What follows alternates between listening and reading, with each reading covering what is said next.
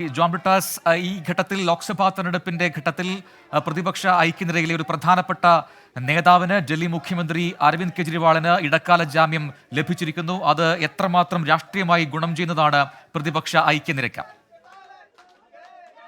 ഇതിന് രണ്ട് വശമുണ്ട്. ഒന്ന്, പ്രതിപക്ഷ നേതാക്കളെ പിടിച്ച് ജയിലിനകത്താക്കി പ്രതിപക്ഷ നിരയെ ദുർബലപ്പെടുത്തി സ്വതന്ത്രവും നീതിപൂർവവുമായിട്ടുള്ള ഒരു തെരഞ്ഞെടുപ്പ് അട്ടിമറിക്കുന്നതിനെതിരെയുള്ള സുപ്രീം കോടതിയുടെ ഒരു മുന്നറിയിപ്പാണ് ഒന്ന്.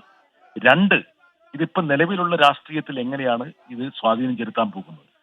ഞാൻ മനസ്സിലാക്കുന്നത്, ഇത് ജയിലിലേക്ക് പോയ കേജ്രിവാളല്ല പുറത്തേക്ക് വരുന്നത്. ആ കേജ്രിവാളിനേക്കാൾ 1000 മടങ്ങ് സംഹാര ശക്തിയുള്ള ഒരു നേതാവാണ് പുറത്തേക്ക് വരുന്നത്. ഇന്നത്തെ ഉത്തരേന്ത്യൻ രാഷ്ട്രീയത്തിൽ മോഡിയെ പ്രതിരോധിക്കാൻ പ്രതിപക്ഷ നിരയിൽ ഒരു നേതാവില്ല എന്നുള്ള ഒരു വസ്തുതയ്ക്ക് സ്വാഭാവികമായിട്ടും ലഭിക്കുന്ന ഒരു മറുപടിയായിട്ടാണ് കേജ്രിവാൾ പുറത്തേക്ക് വരുന്നത്. മാത്രമല്ല, കേജ്രിവാൾ ഡൽഹി മുഖ്യമന്ത്രിയാണെങ്കിൽ പോലും അദ്ദേഹത്തിന്റെ പുതിയ അവതാരം അത് ഹരിയാന, പഞ്ചാബ്, ഗുജറാത്ത്, ഉത്തരേന്ത്യയിലെ നിരവധി സംസ്ഥാനങ്ങളിൽ അവശേഷിക്കുന്ന തെരഞ്ഞെടുപ്പ് വിധിയെ സ്വാധീനിക്കാൻ ഉതകുന്നതാണ്.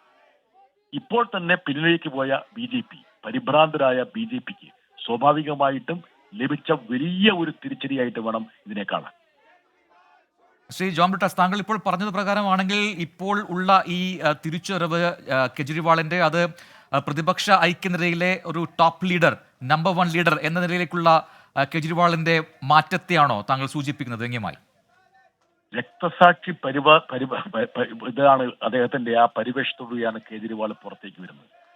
അത് സുപ്രീം കോടതി തന്നെ പ്രഖ്യാപിച്ച രക്തസാക്ഷിയാണ്. സുപ്രീം കോടതിയുടെ ചോദ്യങ്ങൾ അന്തരീക്ഷത്തിലുണ്ട്. നിങ്ങൾ എന്തുകൊണ്ടാണ് കേജ്രിവാളിനെ പിടിച്ചകത്തിട്ടിരിക്കുന്നത്? അദ്ദേഹത്തിനെതിരെ എന്ത് തെളിവാണുള്ളത്? 2 വർഷമായിട്ട് അന്വേഷിച്ച കേസിൽ നിങ്ങൾക്ക് ഇതുവരെ മണി ട്രെയിൽ കണ്ടെത്താൻ കഴിഞ്ഞിട്ടില്ല. നിങ്ങൾ എന്താണ് ചെയ്തുകൊണ്ടിരിക്കുന്നത്? മാത്രവുമല്ല, ഒരു തെരഞ്ഞെടുപ്പിന്റെ വക്കിൽ നിൽക്കെ ഒരു പ്രധാനപ്പെട്ട രാഷ്ട്രീയ നേതാവിനെ പിടിച്ച് അകത്തിടുന്നത് ശരിയാണോ എന്നുള്ള ചോദ്യമാണ് സുപ്രീം കോടതി ചോദിച്ചത്. അതല്ലെങ്കിൽ ഈ ഭരണഘടനയുടെ 14-ാം അനുച്ഛേദ പ്രകാരം നിയമത്തിന് മുന്നിൽ എല്ലാവരും തുല്യരല്ലേ എന്ന സോളിസിറ്റർ ജനറൽ തുഷാർ മേത്തയുടെ വാക്കുകൾ കേട്ട് കേജ്രിവാളിന് ജാമ്യം നിഷേധിക്കാമായിരുന്നു. പക്ഷെ നിഷേധിച്ചില്ല. എക്സെപ്ഷണലായിട്ട് ഒരു തീരുമാനമാണ് സുപ്രീം കോടതി കൈക്കൊണ്ടത്. ശ്രീ ജോൺ ബ്രിട്ടാസ്, പക്ഷേ അപ്പോഴും ആ കേസ് തീർപ്പായിട്ടില്ല. ഇപ്പോൾ ലഭിച്ചിരിക്കുന്ന ഈ ജാമ്യം ആ കേസിലല്ല. ആ കേസിലെ വാദങ്ങൾ നടന്നുകൊണ്ടിരിക്കുകയാണ്. അതിൽ പറയുന്ന വാദങ്ങൾക്ക് തെളിവുണ്ട് എന്ന് ED ആവർത്തിച്ച് കോടതിയിൽ പറയുന്നുമുണ്ട്. കേസ് തീർപ്പാകില്ല എന്നുള്ള ഉറപ്പല്ലേ? എന്താ കാരണം വെച്ചാൽ കേസ് നടക്കേണ്ട വിചാരണ കോടതിയിലല്ലേ. അത് മാത്രമല്ല, വളരെ പരിമിതമായിട്ടുള്ള ഒരു വിഷയത്തിലാണല്ലോ കേജ്രിവാൾ സുപ്രീം കോടതിയിൽ പോയത്. അദ്ദേഹം കേസിനെയല്ല ചോദ്യം ചെയ്തത്, അതിന്റെ മെറിറ്റിലേക്ക് പോയിട്ടേ ഇല്ല. അദ്ദേഹത്തെ അറസ്റ്റ് ചെയ്തത് നിയമവിരുദ്ധമെന്നുള്ള ഒരു പരിമിതമായ ഒരു കാര്യം പറഞ്ഞിട്ടാണ് കേജ്രിവാൾ സുപ്രീം കോടതിയെ സമീപിച്ചത്. അല്ലാതെ കേസിന്റെ മെറിറ്റിലേക്ക് അദ്ദേഹം പോയിട്ടില്ല. അത് വിചാരണ കോടതി നടക്കേണ്ട കാര്യമാണ്. പക്ഷെ ഒരു കാര്യം നമ്മൾ ശ്രദ്ധിക്കണം, സുപ്രീം കോടതിയുടെ വിധിയുടെ ഇടയിലൂടെ, വരികൾക്കിടയിലൂടെ നമ്മൾ പോകുമ്പോൾ ഒരു കാര്യം നമ്മൾ ശ്രദ്ധിക്കാതിരിക്കാൻ പാടില്ല. എന്താണ്?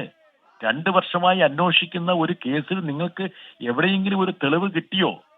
ഇവിടെ എന്താണ്? മറ്റൊരു കേസുണ്ട്. എന്താ കേസ്? ഇന്ത്യ ഭരിക്കുന്ന ഒരു ഭരണാധികാരി പറയുകയാണ്, ഇന്ന 2 വ്യക്തികൾ ഇത്രയും പണം ഇന്ന വാഹനത്തിൽ ഇന്നയാൾക്ക് കൊടുത്തു എന്നൊരു പ്രഖ്യാപനം നടത്തിയിരിക്കുന്നു. ആരാണ്? അദാനിയും അംബാനിയും. വാഹനത്തിന്റെ മോഡൽ തന്നെ പറഞ്ഞു, ടെമ്പോ. ആർക്കാ കൊടുത്തത്? കോൺഗ്രസിന്. സുപ്രീം കോടതി ഇങ്ങനൊരു കേസിൽ പിന്നെ വാദം കേട്ടുകൊണ്ടിരിക്കുമ്പോൾ ഇന്ത്യയുടെ പ്രധാനമന്ത്രി മറുവശത്ത് മറ്റൊരു കേസിനെ കുറിച്ച് കൃത്യമായി പറയുമ്പോൾ ED അങ്ങോട്ടല്ലേ പോകേണ്ടത്? ഒരിക്കലും 2 വർഷമായിട്ട് പിന്നെ അങ്ങോട്ടും ഇങ്ങോട്ടും തലയിടിച്ചിട്ടും തെളിയിക്കാൻ പറ്റാതിരുന്നൊരു കേസിന് പുറകെ പോകുന്നതിന് പകരം ഇവരെന്താ ചെയ്യേണ്ടത്? ഒരു ടെമ്പോയിൽ നിറച്ച് പണമായിട്ട് പോയി. അത് ആരാ കൊടുത്തത്? അദാനി അംബാനി. ആർക്കാ കൊടുത്തത്? കോൺഗ്രസിന്. ആ വണ്ടിയുടെ രജിസ്ട്രേഷൻ നമ്പർ മാത്രമല്ല ഇനി വേണ്ടുള്ളൂ. അപ്പൊ യഥാർത്ഥത്തിൽ അതിലേക്കൊക്കെയല്ലേ പിന്നെ എൻഫോഴ്സ്മെന്റ് ഡയറക്ടറേറ്റ് പോകേണ്ടത്. ഇന്നത്തെ സുപ്രീം കോടതിയുടെ വിധിയുടെ വരികൾക്കിടയിലൂടെ വായിച്ചാല് നിങ്ങൾ അങ്ങോട്ട് പോകുക. അല്ലാതെ കേജ്രിവാളിനെ പോലെ രാഷ്ട്രീയ പ്രതിയോഗികളെ നിങ്ങൾ പിടിച്ചകത്തിരുന്നുള്ള അർത്ഥമാണ് ഉത്ഭവിക്കുന്നത്. ശരി, നന്ദി ശ്രീ ജോൺ ബ്രിട്ടാസ് ഘട്ടത്തിൽ പ്രതികരിച്ചതിന്.